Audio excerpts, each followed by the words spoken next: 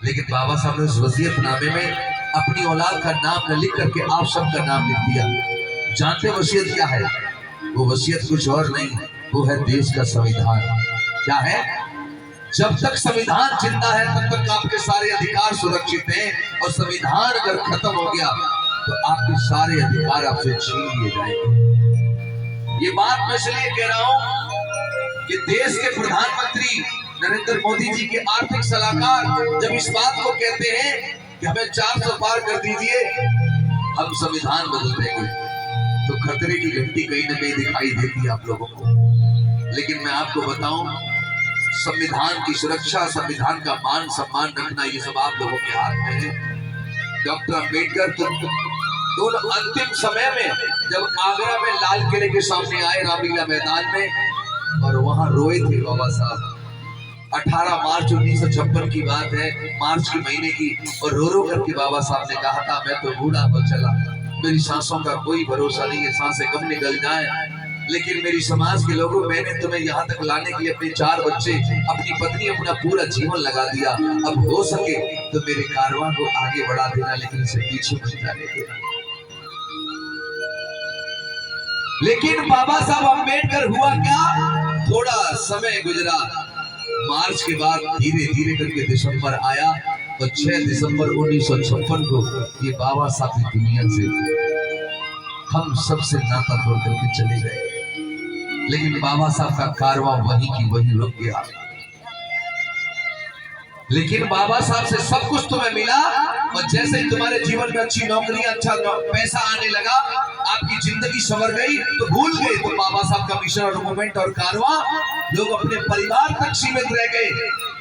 लेकिन जब ये कहानी मैंने सुनी, बाबा साहब के जीवन संघर्ष को जब मैंने पढ़ा, तो मैंने अपने जीवन में ये कसम उठाई कि बाबा साहब, ये दुनिया के लोग तुम्हें पिता स्वीकार करें न करें, लेकिन मैं सूरज राही आपको पिता स्वीकार करते हुए तुम्हारा सच्चा बेटा बनकर के तुम्हारे कर्ज को चुकाने का काम करूंगा, तुम्हारे कारवां को आगे बढ़ाने का काम करूंगा। और मैं केवल इतना सा काम कर रहा हूं कि बाबा साहब अम्बेडकर कहते हैं कि बीज कितनी भी बढ़िया क्वालिटी का क्यों ना हो, बीज को खाद पानी हवा नहीं मिलेगा तो बीज मर जाएगा। बाबा साहब कहते हैं वैसे विचार कितना भी बढ़िया क्यों ना हो, अगर विचार को प्रचार प्रसार नहीं मिलेगा तो विचार भी मर जाएगा। इसलिए मैं बाबा साहब के विचारों को जिंदा रखने के लिए गली गली, गांव गांव, शहर शहर जाकर के विचार ट्रांसफर करने में लगा हूं, ताकि बाबा साहब की विचारधारा बची रहे। और अंत में इतना कहना चाहता हूं, कर रमा त्याग ना करती वो नहीं पढ़ाते, कर रमा त्याग ना करती फिर भी वो नहीं पढ़ पाते, वो भी मोरा भारत का ना संविधान लिख पाते, वो भी मोरा भारत का ना संविधान लिख पाते, वो संविधान लिख करवाते, संविधान लिख करवाते, हमको दी पहचान रमा का क्या बताऊं, दिल की रमा का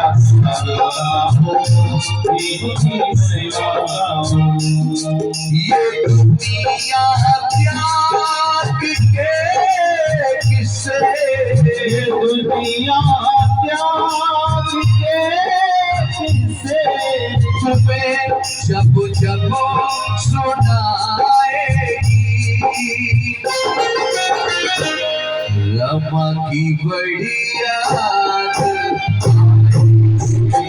रमा की बड़ी याद आएगी, रमा की बड़ी याद आएगी। अब आप बताइए, जितने भी लोग यहाँ बैठे हैं, बसियापुर के हो या दूसरे गांव के हो, बताओ घर में रमा की फोटो लगनी चाहिए कि नहीं? अब बताओ कितने घरों में लगेगी? मिलेगी? अगर आपने थोड़ा सा इशारा मुझे किया होता तो आज इस अवसर पर तुम्हारे गांव में मैं इतने लोगों को, स्टॉल वालों को भेज देता, साहित्य बेचने वालों को, कि आज ही सबके घर में रमा की फोटो होती। लेकिन मुझे भी अंदाजा नहीं था कि इस तरीके का आयोजन आपके गांव में यहाँ होता है। धर्म प्रेमियों, मैं आप लोगों को ये बताना चाहता हूँ कि हम लोग जयंती मना रहे हैं ना, ये जयंती